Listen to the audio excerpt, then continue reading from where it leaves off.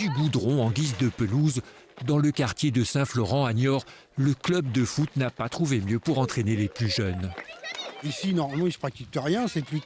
C'est plus une aire d'échange, d'arrivée au vestiaire et de sortie des vestiaires.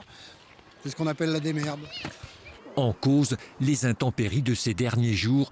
La mairie a interdit toute pratique sportive sur la vingtaine de terrains que compte la ville.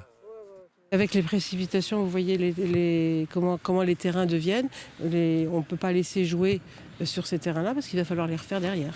Et ce n'est pas une première. Depuis le mois d'octobre, c'est la 25e journée de suspension des activités sur les stades.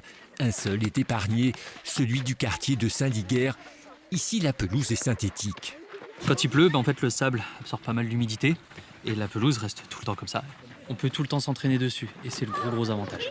Idéal, mais onéreux. Ce terrain artificiel a coûté 1,1 million, dont 70% financé par la ville de Niort. Une généralisation, ça serait le top. Financièrement, c'est pas le cas. Là, on n'a eu aucune aide de la Fédération française de foot, contrairement à ce qui était prévu. Trop cher, mais la ville de Niort promet la construction d'un nouveau terrain de ce type en 2026. En attendant, dans les clubs, il faut s'organiser. Le plus compliqué reste l'annulation des matchs. Qui dit match report, dit journée décalée. Les journées décalées sont principalement repositionnées sur des journées de vacances scolaires. Ce sera encore le cas ce week-end.